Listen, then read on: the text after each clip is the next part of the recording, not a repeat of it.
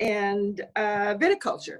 And viticulture is sort of everything that goes into the making of a wine in the vineyard. It's about how you manage the vines, and many people think that it is the most important thing about an element to a great wine. And terroir is sort of everything as well about where a wine comes from, the leaves, the aspect of the sun, the elevation, the warmth, the soil, and so many other factors. And we'll be talking about all of those with our expert. And we will be also joined by some very special guests, Bob and Myrna Schlegel, who are partners of ours here at the winery and also very good friends, and they're going to be joining us a little later. But to talk to us about these wines and about art and terroir, the art of terroir and viticulture, is our president of the winery, Mike Reynolds. Hey, Mike. Hi, Kathy. How are you? I'm good. So you came out of shelter in place one more time? One more time, shelter in place. Although, as you know, in Napa County, agriculture, viticulture, and the production of wine is an essential business. So we have been working this week. I spent most of the week actually blending 2019 Cabernets, which was super fun, and wines are great. Well, that's a good sign. We like that. Yeah, and, yeah. But you're also probably spending a lot of time at home, more than you would normally be spending. For sure. Guess. Yes. We're not doing a lot of running around, and everyone at the winery is wearing masks when they're in the vicinity of everyone. And I think, like most places, there's gallons of hand sanitizer at all corners. It's true. Yeah.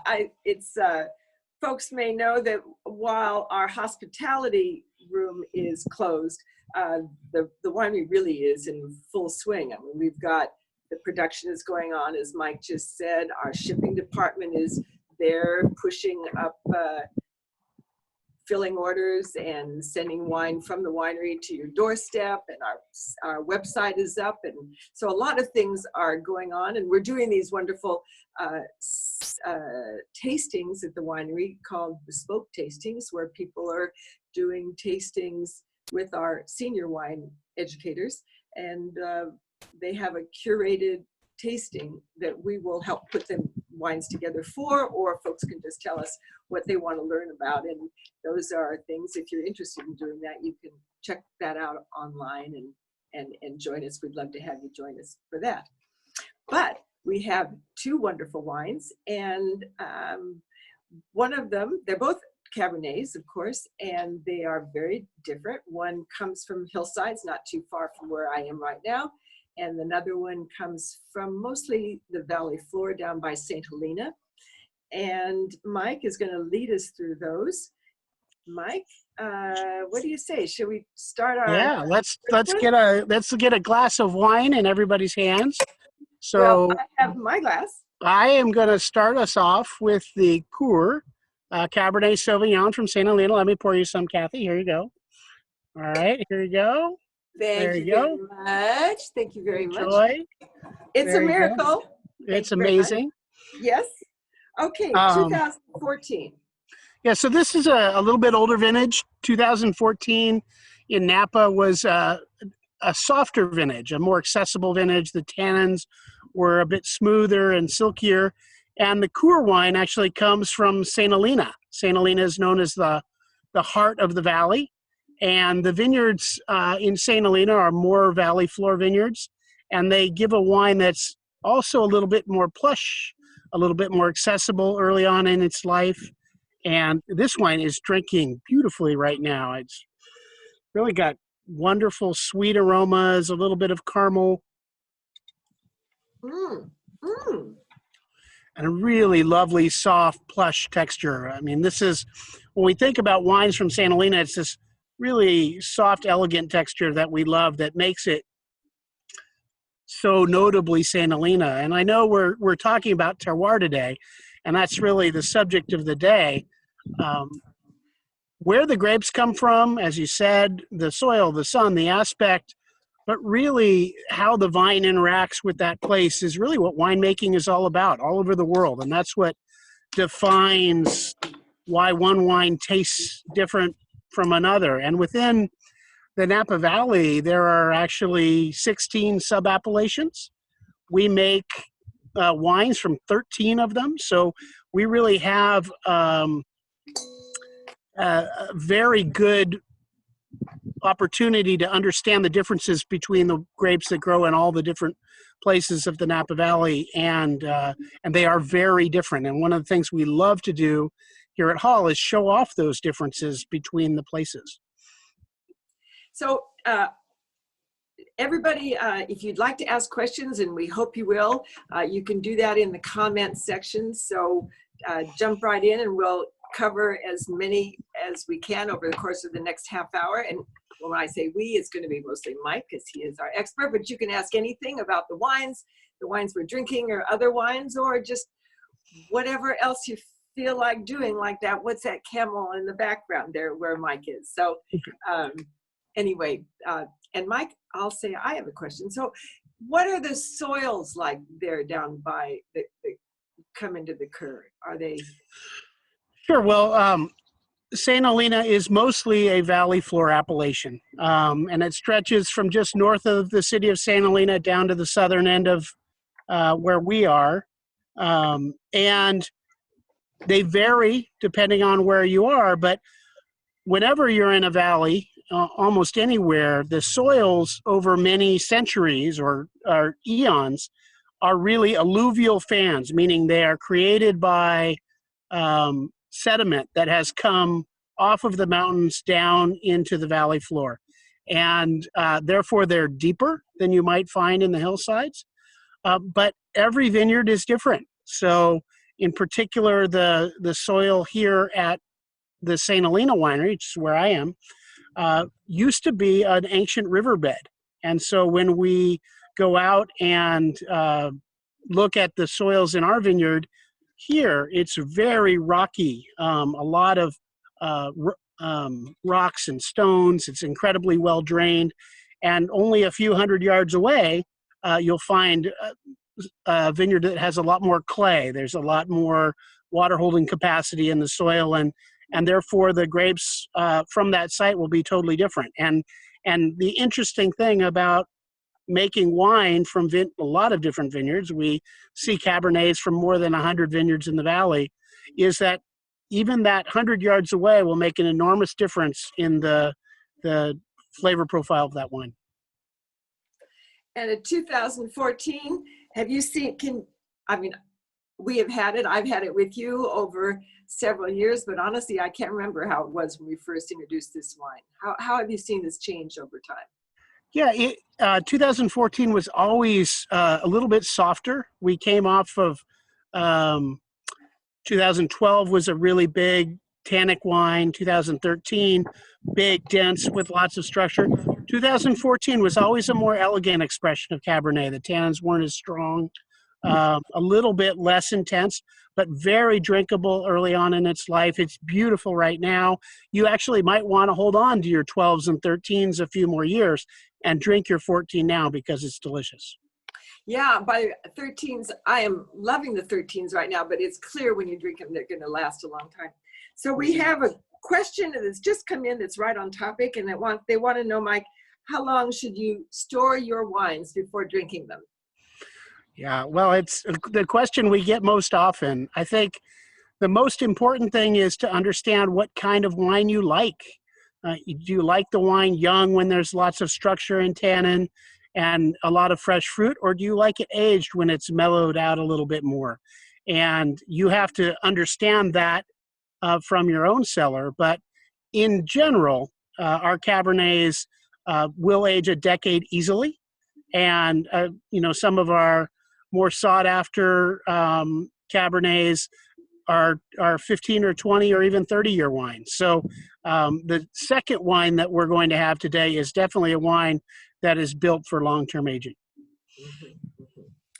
So let's see. And then folks want to know, what is the difference, or we've been asked, the difference between the wines of 2014 and 2016? Well, that's an interesting question. So 14 and 16 are actually very similar vintages. A little bit lighter, not as dense in their tannin structure, very accessible early on in their lives. 13, 15, and 17, by contrast, are very dense, structured tannic wines that are going to be built for very long-term aging. Someone has, now we have a question, said, is it possible to age a wine too long? Actually, I can say that, yes, because I've done it. Yes. It's so hard. And that's why it's always good to have many bottles of a wine and watch it over its lifetime, because if you don't sort of keep up with it as it's aging, you can get some disappointing surprises. Yeah, I think many of us have done that, made that mistake of taking a wine past its prime, and yeah, it is it's tragic when you do it, but when you get it right, and you age a wine for an extended period of time, sometimes they can really be those experiences that keep you coming back to wine forever, right? Because you catch a wine which is really well aged and beautiful, and it's evolved into something that's amazing. We have had 2 questions about some of our art down there at St. Helena, and one of them is about the camel that's right behind you there. That's a wonderful camel by Baldessari, who is part of the LA school, and it's been just such a joy. We love having it out there. And the other question about art is one that we hear a lot, and that is, tell us about Bunny Fufu. So I'll just tell you a little bit about that. So when my kids were very little, we used to always walk through the vineyards and looking for little bunny fufus, because there's rabbits all over vineyards. And so as we would walk, we would always sing the song, little bunny fufu hopping through the forest. Only I'd say hopping through the vineyard, and then on that. And so I always thought it would be just so cool if we had our own bunny fufu. And then we convinced this wonderful artist to make us bunny fufu. And he is not so little, but he is very lovable, and he's a big part of our lives. We see him coming to work every day, which is pretty fabulous. So maybe we've got another wonderful wine to try, but I'm thinking before we try that wine, we should bring on our very special guests who are joining us from Dallas, Myrna and Bob Schlegel. Are you guys there? Hey! How you doing? Kathy, great to see you. So great to see you. You guys look fabulous. Yeah. Well, you as well. We love your backdrop. Is that one of those phony backdrops, guys? It's so beautiful. Yeah. It's like phony, and I roll in the beach sometimes, and but today we have the vineyard look going on. That's right. So how are you guys doing with your sheltering in place? Are you? And yeah, we definitely are. We're getting used to it. A lot of shelter-in-place parties and events. We actually had a 70th birthday party, Zoom party the other night for a good friend of ours. That was fun. Nice. Yes, I know that party. I happened to be on that Zoom party too. It was pretty fun. Yeah. A lot of FaceTime with friends, and it's making the best of a bad situation. So. Yeah, lots of bad things. But what we're hoping is actually alcohol consumption is going up. Which is good for you. It is good. It is good. Yeah, it is good. Well, your partners, it's good for us all. Fantastic. So we have a wonderful wine now that we're going to try. And Mike, it's a very special wine. We like it a lot anyway, but it's special, very special to Mike. And I'm going to tell that story in just a minute, or I'm going to let Mike tell the story. But Mike, you want to pour some wine for us all? Yes, here you go. Ta-da. Okay. There you go. Bob and Myrna, Kathy. I got mine. There you go. Thank you, Mike. You're welcome. So what we're pouring right now is the 2017 Jack's Masterpiece Cabernet. So Jack is actually my son. He painted the artwork on the bottle when he was 18 months old. And we've And been here's the artwork on the bottle. Is that not wonderful? Oh, wow. That looks like a bottle. Yeah, I mean, it is. We thought this boy has promise. He's got other things going for him too, but he could always fall back in his art. There you go. So stylistically, we've always blended this wine with vineyards that have a more powerful, dense, dark fruit character of Cabernet Sauvignon. So this has always been a wine to pair with a big steak, something that's really robustly flavored.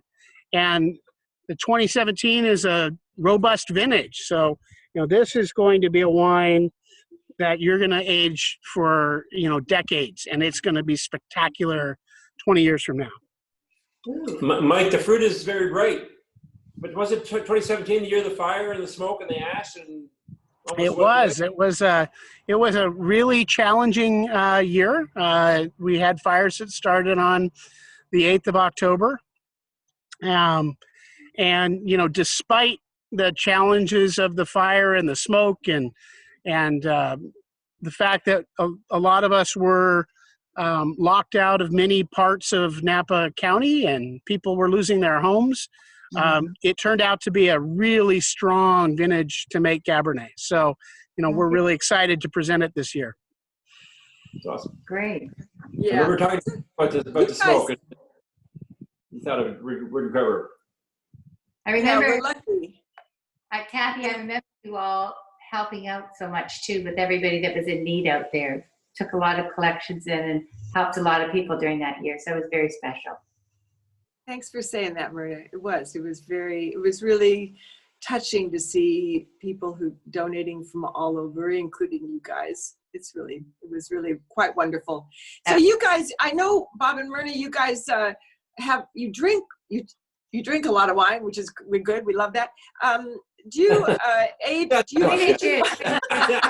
in front of the children, Kath. Not in front of the children. Okay, well then we won't tell them. But do you age your wines much? Yeah, we got a lot of old stuff. Probably good advice from we should be drinking more of that more often. We probably have some that's gone too long. Yeah. We need Craig to get down in our wine cellar and give us mid. It's hard. It's really it's hard to know when it's time to do that. Yeah. Well. What about I love Pinot Grigio.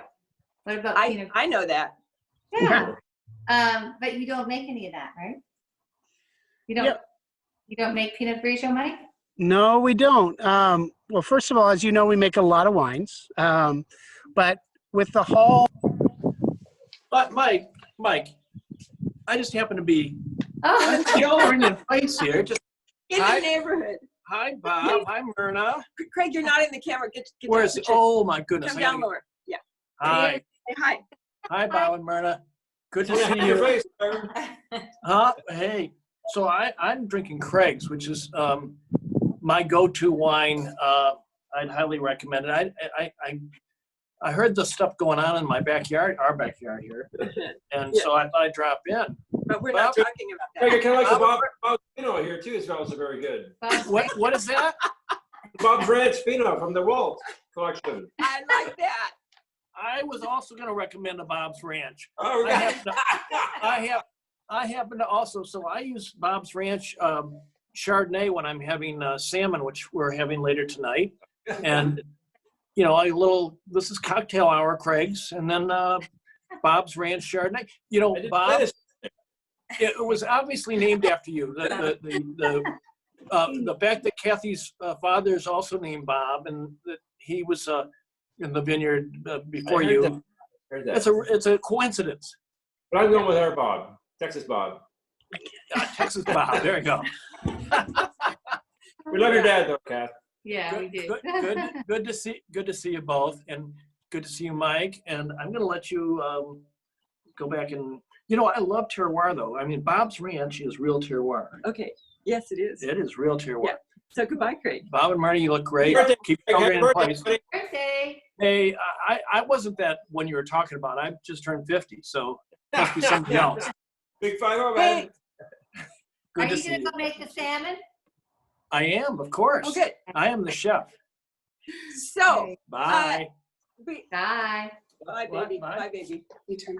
Uh, Audrey. so Mike you were in the middle of talking about Pinot Grigio. I think that's, are you there, Mike? You have gone away video-wise, Mike. Feels like he got left out. Yeah, I know, we've been talking without it. Oh, darn it, we lost you. Okay. Yeah, Craig's. This Big is Craig back. Craig is saying, do we want him back? So listen, let me say, Okay. somebody has asked a question about aging of the, they have a 3-liter of the 2010 Kathryn, and he wants to know how to age it. Well, for one thing, when you age it, you want to age it in a cool temperature. Craig thinks he's invited back, but you're not invited back, Craig. She gets Okay. better with age. Yeah. But any wine, if you're going to age it, it's really important that you age it in temperature controlled, and you want it to be around 55 degrees as you lay it down. And you also want to make sure that it's laid down so that you want to minimize any kind of contact with the air.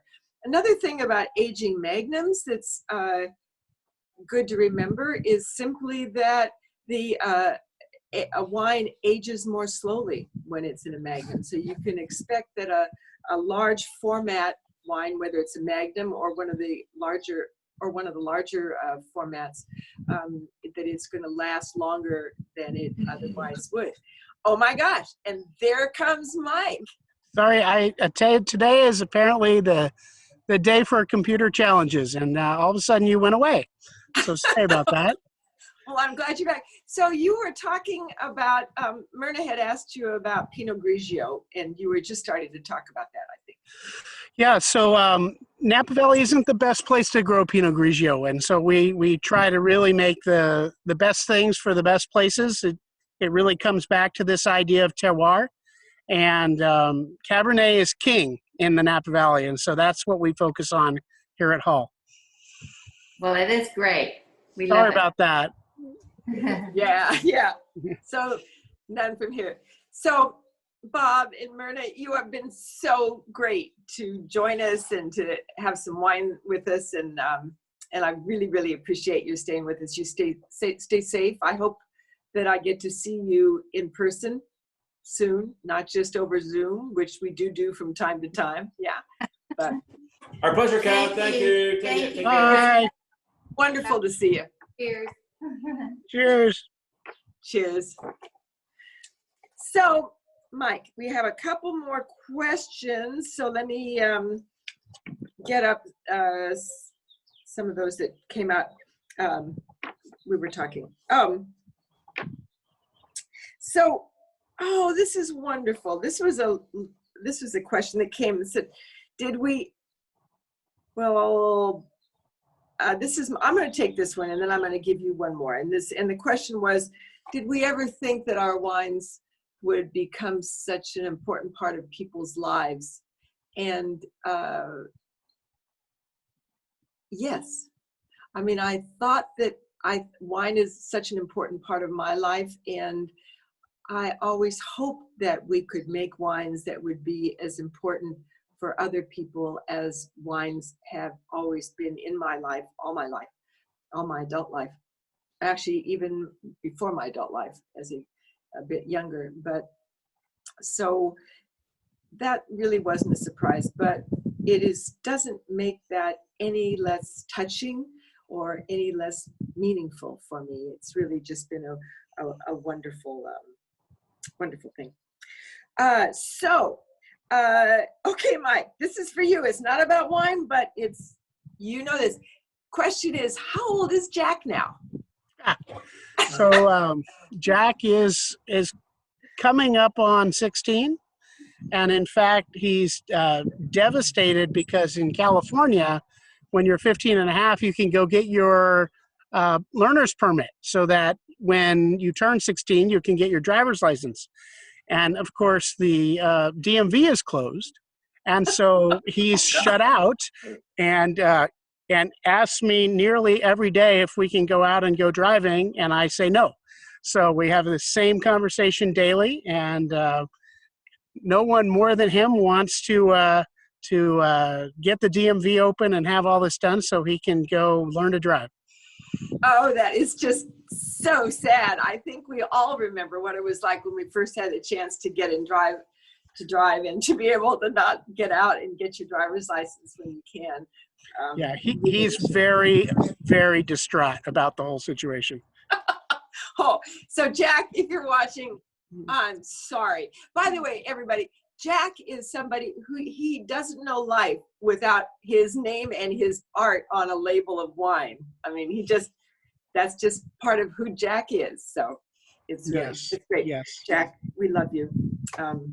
Part. So, Mike, we're just almost at the end. Before we close, I want to say that we're going to continue this SiP series, but starting next week, we'll be going on. We're going to make a few little tweaks that we think are going to be fun.